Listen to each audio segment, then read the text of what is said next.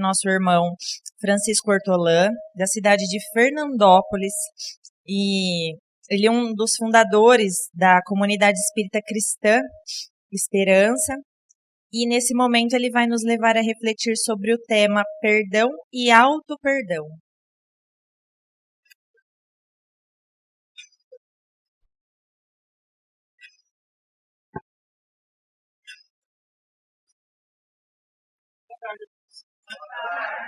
Jesus, nosso mestre, irmão e amigo, se faça presente em nossos corações. Muito bom estar aqui. Está todo mundo forte já, todo mundo comeu, todo mundo abastecido, já fez o exercício. Essa subidinha aqui é boa para dar um tempinho, para dar uma caminhada, né? Mas é bom para a gente poder dar uma acordada, né? E está dando para ouvir bem no fundo? Então tá. Eu costumo dizer que as pessoas não dormem na minha palestra, não porque ela seja boa, mas porque eu falo muito alto, eu grito muito. O tema escolhido foi perdão e auto-perdão, justamente para poder justificar o projeto de hoje, né? Aquilo que vocês estão trabalhando nesse momento. E é muito importante a gente poder falar sobre esse tema, porque eu pergunto, é fácil perdoar, gente? Não, né? Por quê? Essa é a dúvida. Acontece o seguinte, ninguém perdoa ninguém enquanto não se perdoar. Enquanto eu não me perdoar, eu não perdoo ninguém. Enquanto eu não me aceitar, eu não aceito o outro. Enquanto eu não admitir que eu erro, eu não serei tolerante com o erro do outro. É isso que Jesus quis dizer quando ele falou, primeiro tira a trave do teu olho, para depois você querer tirar o cisco do outro teu irmão. Então tá tudo certinho, tá tudo justo. Não tem como eu fazer para o outro aquilo que eu vou fazer para mim. Então, o auto-perdão é você começar a gostar do que você é, a gostar do que tem e a gostar do que faz. Vocês conhecem pessoas infelizes que não gostam do que tem ou não? Eu posso apresentar um monte. É só ir na casa do hotel. Tá? Porque o que acontece? A partir do momento que você está infeliz, você vai procurar mais. Eu costumo dizer que a casa lotérica está cheia de pessoas infelizes. É como se estivesse dizendo assim, pelo menos eu vejo dessa forma, se tiver dono de casa lotérica que me perdoe, mas de qualquer forma eu sei que vocês não vão ficar decepcionados, porque ninguém vai parar de jogar sobre o telefone. Mas é como se eu estivesse dizendo assim para Deus, o Senhor errou na minha programação reencarnatória, então ajude com que eu ganhe para que eu possa consertar o seu erro. Exato, né? Porque enquanto eu não aprender a gostar do que tenho, eu vou ser infeliz. Enquanto eu não aprender a gostar do que sou, eu serei infeliz. Então eu preciso aprender a gostar também do que faço. Tudo isso tem a ver com o auto-perdão. Como é que eu vou sobreviver? Como é que eu consigo seguir adiante se não for dessa forma? A vida aqui dentro está muito bagunçada. Nosso emocional está detonado, a gente sabe disso. Quem que não está vivendo essas experiências aí? Quem que já não falou de si para consigo? Para o mundo que eu quero descer. Bem? Então, gente, olha o que diz Obras Póstumas. O inferno está no próprio coração do culpado, que tem nos remorsos o seu castigo. Não mais, todavia, eterno. E ao mal, que toma o caminho do arrependimento, se depara de novo com a esperança, sublime consolação dos desgraçados. Então vocês observaram que céu e inferno está dentro de nós.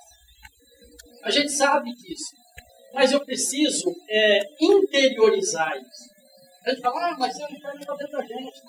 Sim. Como que eu faço para resolver isso? Qual o caminho que eu devo tomar? O que eu devo fazer? São muitas perguntas que a gente não tem resposta, porque cada um vai ter uma resposta diferente da outra. Tipo assim, como amar a si mesmo? A gente não pergunta. Qual a fórmula para efetivar o perdão verdadeiro? Alguém tem alguma fórmula? Não tem, né? Então, qual o remédio para a melina? Os espíritos estão procurando há 160 anos. Desde quando o Kardec falou desse negócio, os espíritos estão procurando isso aí, né? Isso aqui é muito importante. Tá? Como vencer os conflitos sexuais? A gente sabe que 95% das separações tem a ver com sexo dentro de casa. Mas o pecado está tão implícito nas pessoas que o casal não se permite viver as experiências dentro do lar, e aí um ou outro acaba procurando fora. E aí um vai embora porque se sente culpado, o outro que fica se sente culpado porque não correspondeu às expectativas. Então, quando é que vai ter um seminário dentro da doutrina espírita para falar sobre sexo abertamente? A gente precisa entender que o pecado, Jesus já matou isso aí há 2000 anos. O que ele fez com a prostituta? Onde estão aqueles que te culpavam? Se foram, tá mesmo, vai, não peques mais. O que ele quis dizer com isso? Coloca uma pedra em cima, começa do zero.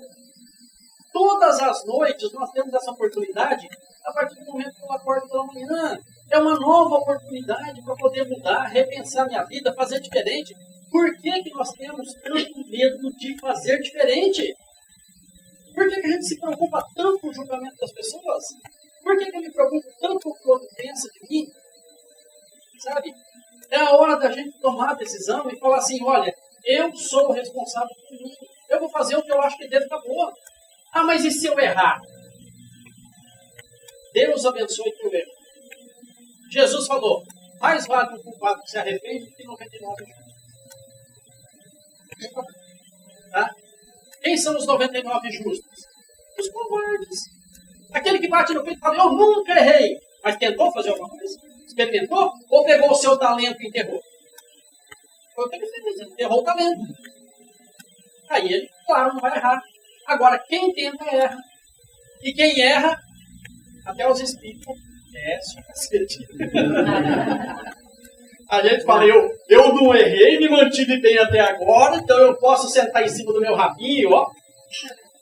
Lembra quando a Zíbia Gasparetto falou, eu não vou mais doar o meu dinheiro para a entidade? Pronto, agora já é o obsessor que está psicografando através dela. É absurdo, gente. E os milhões que ela doou para a caridade? É um direito dela. Né? Então a gente precisa rever um monte de conceito para começar a fazer diferente a partir de agora. É colocar pedra em cima, igual Jesus falou, e fazer diferente a partir de agora. Não adianta continuar fazendo a mesma coisa, esperando um resultado diferente. Isso não vai acontecer. Tá? Como amar inimigos, a gente está contando de amar amigo. Né? A gente chega para o amigo e fala, eu amo você. Ele me contraria, fala, eu gosto de você. Contraria de novo, fala, eu odeio você. Né? Porque a gente não quer ser contrariado, a gente acha que amigo é aquele que chega, dá tapinha nas costas e concorda com todas as asneiras que a gente fala e faz. Só que depois ele não falou nada, mas ele vai no outro e fala, o Chico vai fazer um negócio lá e eu acho que ele vai quebrar a cara. Eu não quis falar para ele não ficar chateado, mas eu acho que ele vai quebrar a cara. Quer dizer, já está fazendo fofoca sobre mim, não ajuda em nada. O Aguinaldo fala muito bem disso aí, né? O Aguinaldo é especialista para falar disso aí. Ele conhece bem essa parte aí. É o que a gente gosta. E aí, como discordar e criticar sem gostar menos? Porque a gente precisa aprender a olhar para o outro e chegar para um amigo e falar, vem cá, vamos um cantinho. O que você acha? Eu discordei do que você falou, mas tenta me convencer do contrário. Pode ser que eu estou errado, mas isso é o verdadeiro amigo. Mas a gente tem medo de se expor para não ofender o amigo. Tá? Como é seu nome? Tá bem com o nome. Pelo amor de Deus, eu peguei uma menina numa palestra, eu fui fazer uma palestra, eu fui pegar o nome e ela falou um nome tão complicado que cada vez que eu ia citar, então, vou dar um exemplo. O céu e o inferno, ele traz 3 passos para a gente reparar o erro da gente. Tá? 3 passos. Então eu vou pegar a Carol de exemplo. Vamos supor que ontem à noite eu estava com a Carol e a gente se desentendeu, eu falei um monte para ela. Fui embora. Ela ficou magoada, chorando, chateada. Eu fui para casa. Essa noite eu dormi, hoje de manhã eu acordei e eu pensei assim, por que eu fui falar daquele jeito para a Carol ontem? Olha lá. Desejo de melhora é o arrependimento. Lembrando uma coisa, gente. Quem já se arrependeu por algum motivo aqui, isso já é crescimento espiritual, tá? Porque o arrependimento é sinal que eu estou começando a admitir que eu poderia estar errado. Porque a maioria acha que está certo, não abre mão, não pede desculpa, não pede perdão, acabou. E se você insistir, ele fala, não, a verdade tem que ser dita. Qual a verdade? Verdadeira? Quem falou que a minha verdade tem que ser verdadeira? Não é? Então tá. Mas o fato de eu estar arrependido, adiantou alguma coisa para Carol? Não é? Ela continua lá magoada. Mas o que vem após o arrependimento? Vem uma coisa que se chama sentimento de...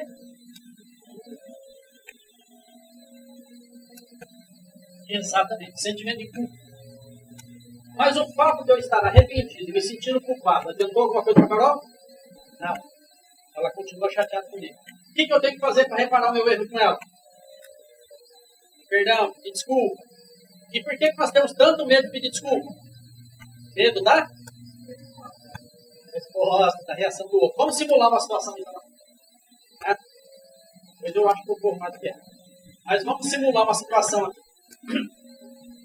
Então vamos supor que esforço de superação eu pedi desculpa.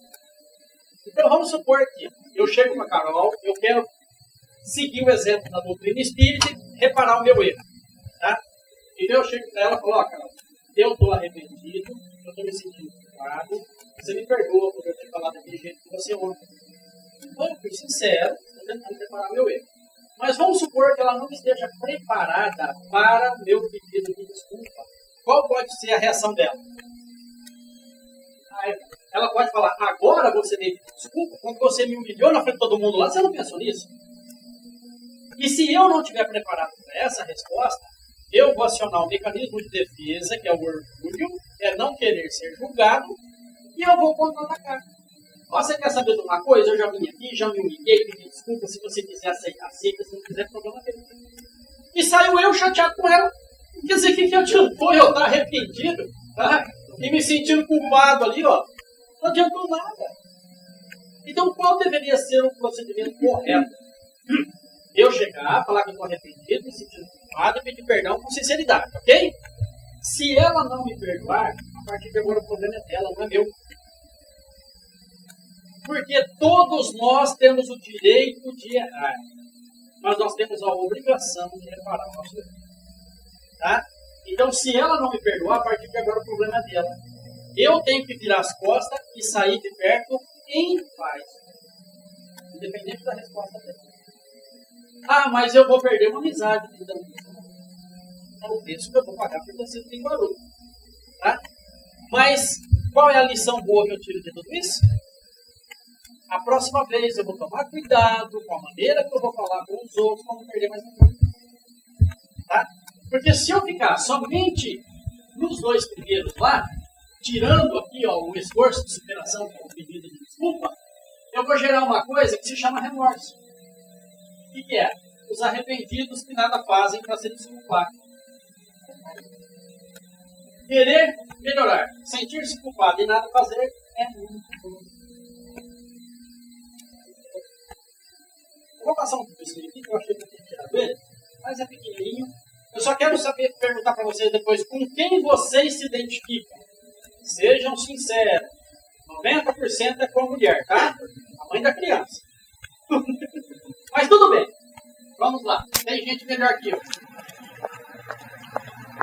Ele vai esse rapaz, vestido, passando.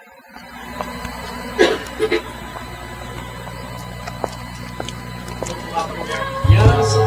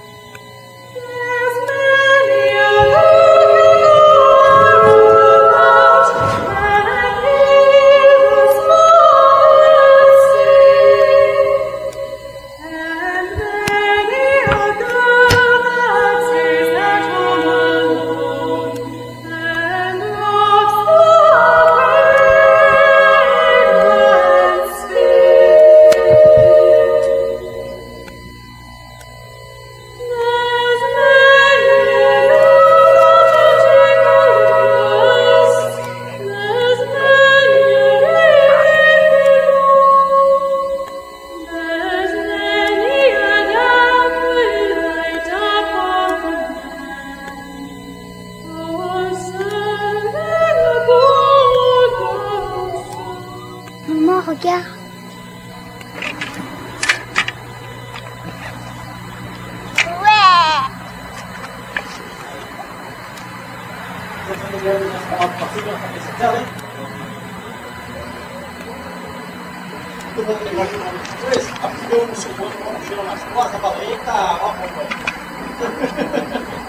Porque nós temos o hábito de julgar, nós julgamos demais, sabe?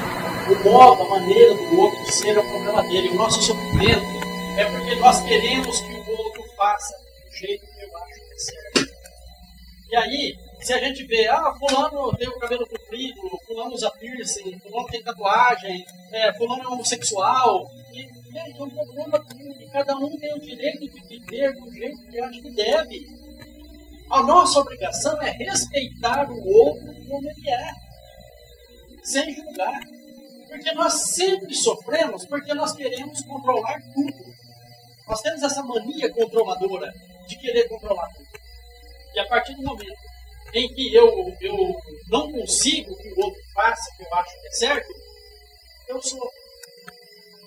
Então, como que eu posso estar em paz se eu não consigo estar em paz com o próximo? É difícil, gente, não tem como.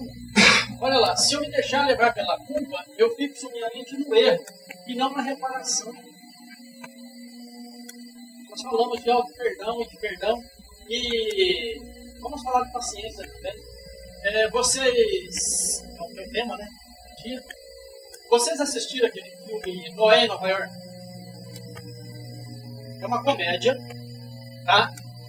É a volta do Todo-Poderoso, Noé em Nova York. É uma comédia muito bacana, onde imagina vocês, o Noé é um grande empresário de Nova York, dos anos 2000, e ele recebe um chamado de Deus para construir uma arca. Vocês calculam, né? Aí ele fica com o tipo de chacota, televisão, aquela coisa toda, e ali, vocês estão vendo aqui, a esposa dele está numa lanchonete triste, e o Morgan Freeman, para variar, é Deus de novo, né? Faz o papel de Deus. Ele chega ali e ele fala para ela: o que está acontecendo? Você está triste? E ela fala assim: eu sou a esposa do Noé. Então ele dá risada e fala: você é a esposa do Noé? Ela fala: então, esse é um tio. Todo mundo zoando, tirando, né, chacota. Aí ele fala para ela, né, um monte de coisa. E fala: olha, você já parou para pensar o tamanho da fé desse homem? Como ele abandonar tudo, enfrentar todo um preconceito, uma sociedade que julga, para poder fazer uma coisa absurda dessa. Você já imaginou o tamanho da fé dele? E nesse filme ele dá 3 frases que eu achei muito bacana para a gente poder dar uma analisada nele. Ele fala sobre a paciência. Se alguém rezar pedindo paciência, você acha que Deus dará paciência ou dará a oportunidade de ser paciente? Deus não vai. Agora, todo mundo aqui já pediu paciência? Preste, ó. Depois do que eu falar, você não vai. Certeza. O que é a paciência? A paciência é uma virtude que a gente só adquire através do exercício dela. Então, se você pede paciência para Deus e no outro dia dá tudo errado, você fala: meu Deus, quanto mais eu rezo, mais a assombração aparece, né? É porque Deus está falando: criatura, você não pediu paciência? Está aí, coloquei as pessoas para você, exercita aí. Exercita a paciência para que um dia você seja detentor dessa virtude. Já sei. Então tá lá. Outra frase: se pedimos coragem, Deus dará coragem ou nos dará a oportunidade de sermos corajosos?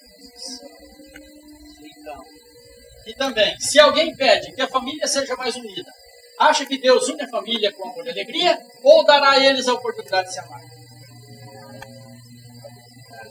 Por que a gente gosta mais de amigo do que de parente? Porque o amigo fala: esse eu gosto, esse eu não gosto, esse eu gosto, esse eu não gosto, fico só com o que eu gosto. Parente é aquele, não tem como. É aquele, tem que aceitar e pronto. Né? Então a gente vai ter que aceitar ele de uma forma ou de outra. Então, tanta coisa tem que ser mudada. Isso aí é uma delas. Lena. É hora de descoisar as coisas que estão coisadas. Tem tanta coisa coisada na gente aí, ó, na nossa vida, que não tem jeito. Por quê? Por que Jesus falou, as prostitutas e os publicanos entrarão primeiro no reino dos céus? Fiquei bravo quando falou isso. Como assim? A gente está se esforçando tanto, né? E os materialistas, que são os publicanos, também vão entrar primeiro. Eles pensam, sentem, falam e fazem tudo alinhadinho. Do lado errado. Quando eles fizerem pro lado certo, eles não estão nem preocupados com os outros. Vai fazer como fez Paulo de Tarso, na estrada da Damasco, né? Agora, quando nós estaremos aqui ainda, tentando agradar o outro, preocupado com o que pensa, preocupado com o que o outro fala, eles entram correndo dos céus e a gente está aqui patinando ainda, preocupado com o outro. É hora de tomar, né? É hora de descoisar essas coisas, senão não dá não, viu? Olha lá. A questão 661 do Livro dos Espíritos diz assim: aquele que a Deus pede perdão de suas faltas, apenas o obtém ao mudar de conduta. Então vamos dar um exemplo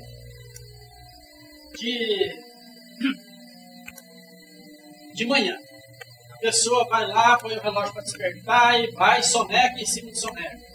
E mais um minutinho, mais um minutinho, mais um minutinho, levanta de última hora, toma um café correndo, já sai correndo de casa, já sai xingando o motorista, o domingueiro que não anda, que ele está atrasado, e ele chega no serviço e bate o ponto atrasado, briga com todo mundo, discute com todo mundo. Chega à noite, ele faz um Pai Nosso e eu acho que está aqui desculpa-se. Adivinha por que será que a gente tem medo da morte? Porque sabe o que está fazendo. A gente sabe. Isso aí, não sei se vocês já ouviram falar do Dr. Isaías Claro, promotor de justiça, lá de Oswaldo Cruz. Não sei se você já viu essa aí. Tá. Há mais de 20 anos ele esteve em Fernandópolis e eu assisti uma palestra com ele, ele contou lá uma história que aconteceu com ele dentro do gabinete. Ele falou que chegou uma garota de 15 anos, grávida, e o pai tinha botado ela para fora. E aí ele chamou o pai, que era responsável, e fez de tudo para aquele pai perdoar aquela filha. Ele tentou de todas as maneiras. O pai falou, não. Falou, ela me pediu mais liberdade. Eu te dou liberdade, mas se me aparecer grávida aqui, vai criar essa criança longe daqui. De acordo com ela. Ele estava desistindo quando ele pegou e falou assim para aquele pai: o senhor tem religião? Não tem religião. Na sua religião, o senhor ora o Pai Nosso? Ele falou assim. E todos os dias, todas as noites na minha casa também. Ele falou, então o senhor faz favor de começar a orar o Pai Nosso em voz alta. Dentro do gabinete da promotora. Né?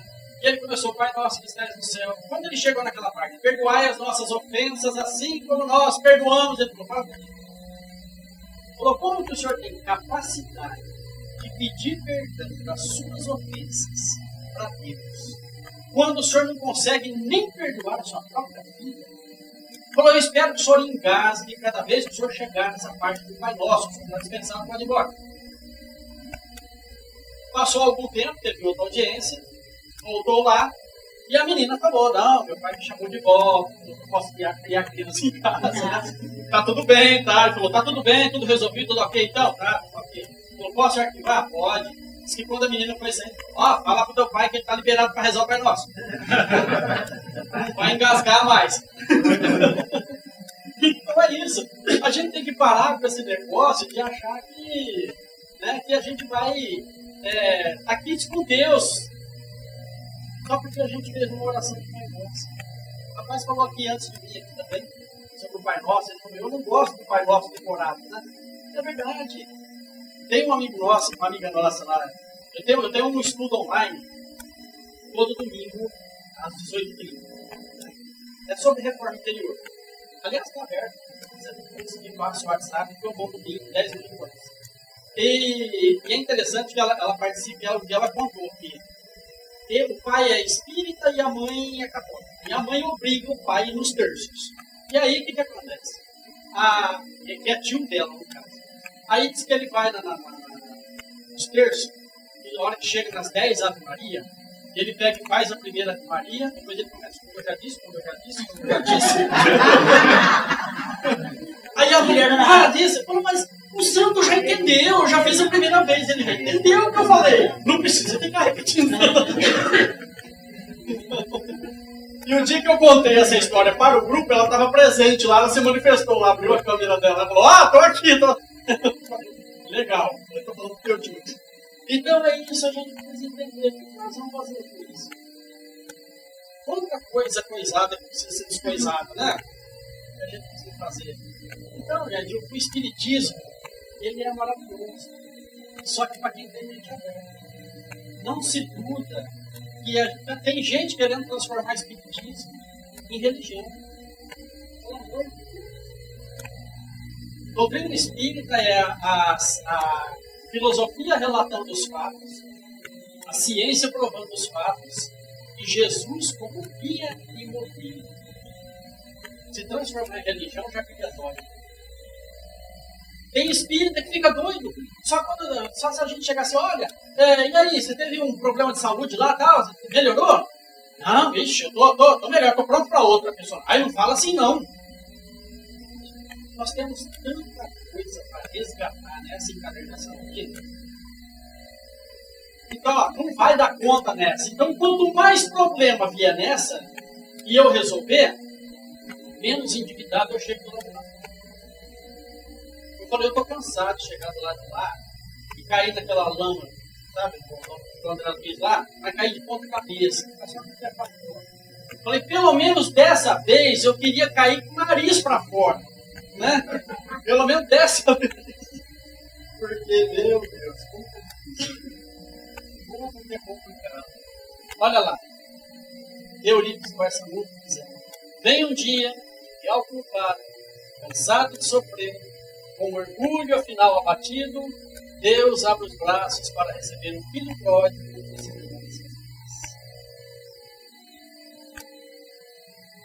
Eu me considero um filho pródigo. É vaidade da minha parte.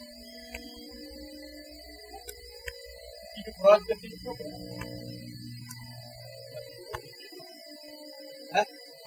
Como ele mesmo disse, ó, filho problema, o filho pródigo, chega pro pai, vou começar dessa vida no campo, a minha parte de herança, eu vou cuidar da minha vida, e o pai vem metade dos bens, dá para ele, e aí ele sai do mundo, perde aqui, perde ali, é passado para trás lá, daqui a pouco ele se desenvolve. Aí depois ele volta para casa, né? O que os outros vão falar? O que os outros vão fazer? E ele vai trabalhar na fazenda. O problema é que ele se vê literalmente dormindo com o osso mesmo, ele engoliu o orgulho. Ele acordou na madrugada e falou: gente, eu não mereço nem ser chamado de filho, o que eu fiz com meu pai não tem perdão. Mas eu vou voltar e trabalhar de empregado do meu pai, do desempregado dele, do pai de dignidade dele. Aí ele decide voltar, o pai fica sabendo, mata uma filha, faz uma festa, e o contrariando outro filho, falou: sempre do meu lado, o senhor não pediu um carteiro, um quarto amigo. Ele falou: mas esse filho é ovelha descartada. Você sempre teve do meu lado, e tudo não tem aparecido. E por que a gente não volta para casa? Sabe por quê? Quando nós pegamos os bens do pai, foram todas as encarnações. Jogamos fora, tendo poder, tendo dinheiro, humilhando, maltratando, matando, ferindo, né? Todas essas encarnações jogamos fora. E aí o que acontece? Para voltar para casa agora, aquele que eu digo veio perguntar, aquele que eu humilhei, aquele que eu feri, está acontecendo com isso com vocês em casa, ou no trabalho, pessoas difíceis, pessoas complicadas, que está difícil para vocês superar. Essas pessoas lá no íntimo delas estão dizendo assim: você vai ter que curar, aceitar, perdoar, gostar de mim. Você não vai perdoar. Só estão cobrando o que é devido.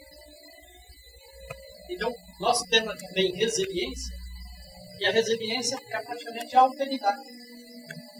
que é a humildade? Aprender a conviver com eles, respeitando sua mudança. Eu disse agora há pouco que mais vale um vale que se arrepende do que 99 justos que não precisam de arrependimento. E aí a gente vê, o que eu faço agora para superar tudo isso? A medida do perdão subordina-se ao modo pelo qual se acha perdoado. O que equivale a dizer que não seremos perdoados desde não perdoamos. Vamos nos perdoar primeiro para depois decorar. Vamos nos aceitar como somos, sem querer ficar alterando. Né? A pessoa começa a preocupar com a vida, com a época. É o que eu dei conta de fazer de mim nessa encarnação, está de bom tamanho.